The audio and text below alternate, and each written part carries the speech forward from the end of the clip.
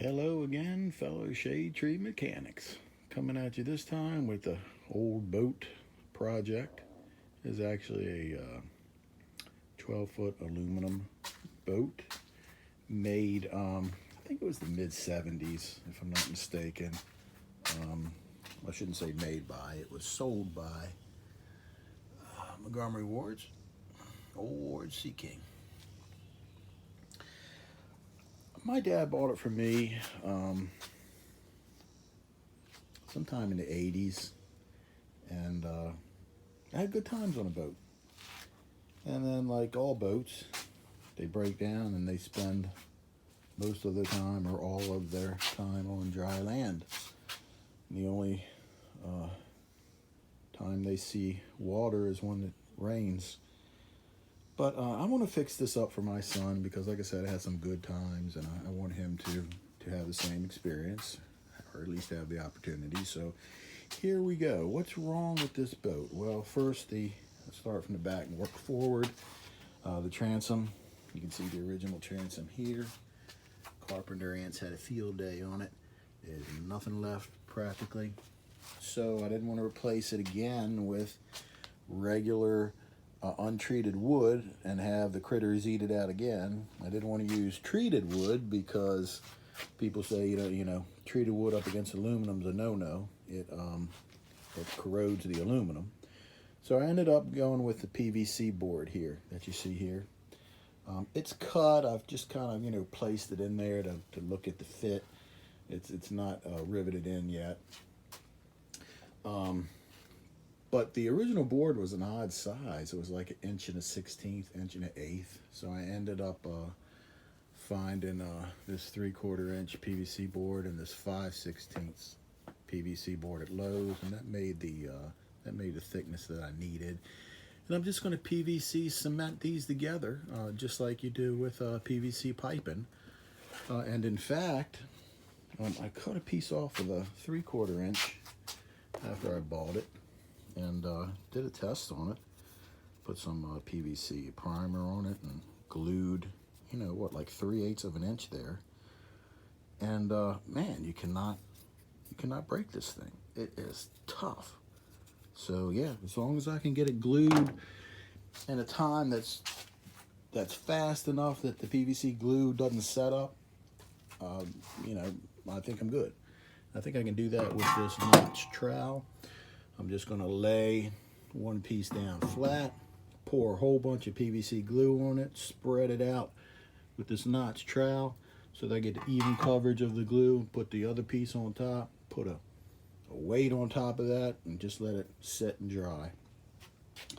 And for a weight, I probably use this piece of 5-inch metal angle iron.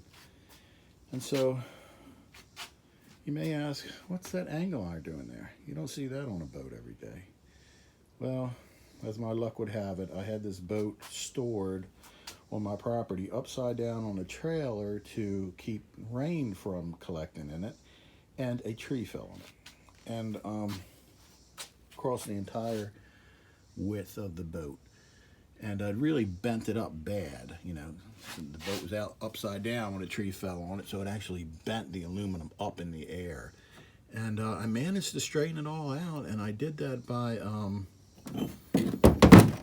using this bottle jack here. I'd put the thick piece of metal over the bend, put the bottle jack, and then I put some wood down, then I put the bottle jack on top of the wood, and the bottle jack came up underneath of this angle iron, and I just jacked it up and I pushed the bend right out of the aluminum boat.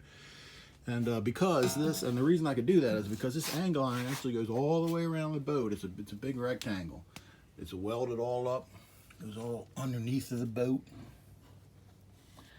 up the other side, and it's just a big welded rectangle. And that's what I used, and the bottle jack to push the dents out of the boat, and it worked great. So past that, and before we move on from that, so these channels in the boat were more than 90 degrees. So I actually took this piece of metal angle iron, laid it on the concrete, and flattened it out with a, didn't flatten it out completely, but I flattened it out into this shape using a sledgehammer, just banging on it. And I got it into the same shape as the channels in this boat. And again, I just put the bottle jack on, the metal and the bottle jack on top of that, and jacked the dents right out of it. And worked really well. So next big thing is when the boat was upside down and the tree fell on it, this particular side here, this gunny rail was trapped against the axle on the boat, and it actually bent it out from the pressure of the tree falling on the boat. So if you look down, it's probably a little hard to see on this video, but if you look down at the length, you can see where it's bent out too much here, unlike a nice uniform bend on the other side of the boat. So the plan is to use this come along and jack that and pull that bend out, pull it that way. Since I'm holding on 2 places on the other side versus 1 place on this side, it shouldn't bend the other side at all. Only this side should bend. And we'll see. I've yet to do that. I just set this up. I just set up to come along. I haven't bent it yet. But the thing about you got to watch out when you're bending, aluminum or metal, is that if you bend it right where you want it, that's actually not enough, because when you let the pressure off, it comes back a little bit. So you have to over bend it, and then when you let the pressure off of the come along, it comes back to the point where you want it. And so that's an art form, you just gotta. What I do is I count the clicks on the come along, click, click, click, click, click, click, click, click, click, click. And I say it took me 20 clicks to get it perfect. I might do 22 or 23 clicks and overbend it. And then when I let it off, if it goes off too far, then I do it all over again. But instead of taking the 22 clicks, I'll take 24 clicks the next time and then let it off. And do that over and over again until you get the metal right where you want it, in this case the aluminum. So just gotta have patience, take your time with things. I did find what I think is the original paint at Walmart, Rust-Oleum Camouflage Green. It looks pretty close to the same color. So when I finish with the transom board back here, I'll paint it up with the Rust-Oleum paint. And I've heard some people say online that it can take up to a week for paint to dry on PVC board. So I don't know what that's all about, but I'll give it a week. I'll paint it up and let it sit for a week and see how it goes. Other than that, let's see what else is wrong with it. I know it's got some leaks in the bottom, some pinholes, and I'll probably get some like aluminum filler that I know that Harbor Freight sells some that you can heat up with a propane torch. It has a lower melting point than the aluminum itself. It's almost like a brazen, actually. And fill in the holes that way. So that's ahead of me. I'll probably fill up the bottom of the boat with water and look underneath and see where it's leaking out of, and that will help me identify the pinholes. And then, like I said, I'll just aluminum solder them and fill them. Circular saw I use to cut the PVC board for the stern of the boat there. Or the transom of the boat. It's this PVC board, it's the first time I've ever worked with it. It really works just like a piece of wood. You can cut it, sand it, drill it, whatever you want to do, just like a piece of wood. And also you got to have a circular saw for when you finally get fed up working on your boat and it's still not in the water. Just cut it, the whole thing in half, put it in the garbage, throw the boat away. But hopefully I won't have to go that far. Now, I did mount the 6-gallon old metal gas tank in the front this time, because I remember when I had it out years and years ago, the bow would always ride high. I mean, you could plane it out with, the 6 horsepower that I have for it, but it was just, I always sat too high for me. So I shifted the gas tank all the way to the bow, try to add some extra weight and keep it down. Bought, new gas line for it, 5/16 gas line, new ends, bought a 4-pack of bulbs because these suckers go out every few years. They get hard as a rock from the sun or the gas in them or something. So I got a 4-pack of them. I bought enough line to run all the way to the engine, the back of the boat.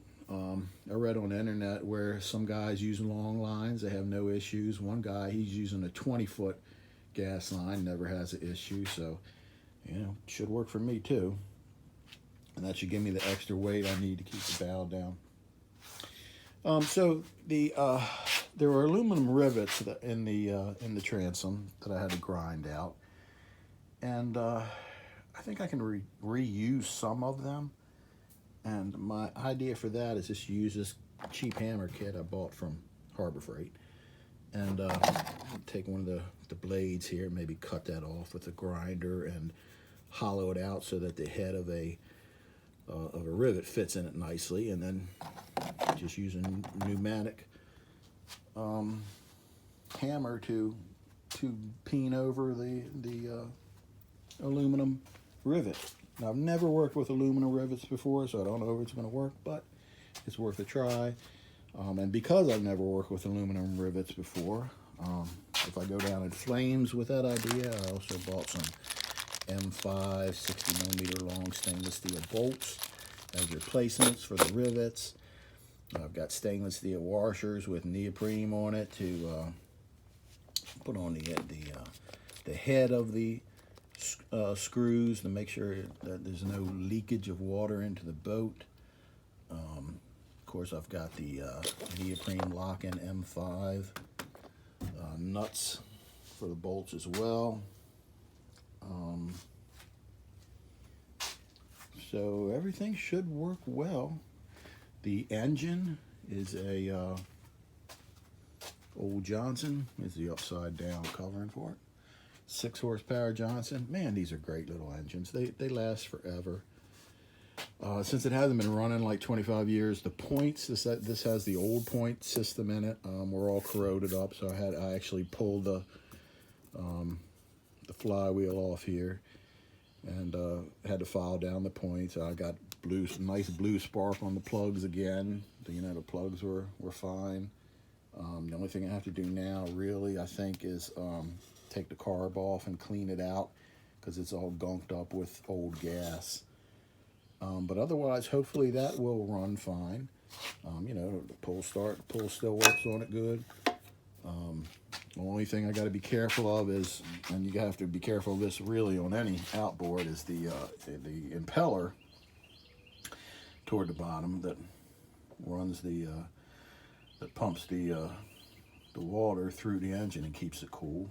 I think it shoots out here if I'm not mistaken. I just got to make sure that that's not damaged and it's still pumping water good because I don't want to burn out the heads, warp the heads, and that's about it.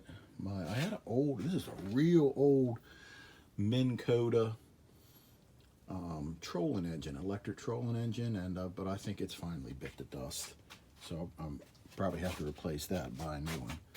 But as you can see, I mean, this is an old one, old blue boy. I don't know what they were called, but old. And it's not one. I'm going to try to break it apart and see if it's just corrosion in there with the electric engine, but it wasn't doing anything when I plugged it onto a 12-volt battery, so might have lost that. But hopefully I can salvage the engine and salvage the boat. Just a little bit of TLC, you know, it's like everything. You just got to take your time, think it through, decide how you're going to overcome the problems you have, and do it, you know. So I'll probably follow this video up with another video, finished video of the boat. You know, also want to I need to make a bikini top for it, keep the sun off my head when I'm out on the water. I haven't found a bikini top that is narrow enough for this boat. This is from gunner rail to gunner rail. It's only 44 inches. So I'll probably make my own out of, like, you know, electrician's conduit pipe or metal pipe or something, and you know, just get some fabric from a fabric store and sew it together for the top. So a lot of little things I want to do to it. besides just getting it water ready, you know, and operational, I just want to put the bikini top and some other stuff on it for my son. So I'll probably follow up this video with a finished video and let you know any other obstacles I ran into and yeah, all the good fun stuff that us shade tree mechanics find in life. So that's it for now. Take care.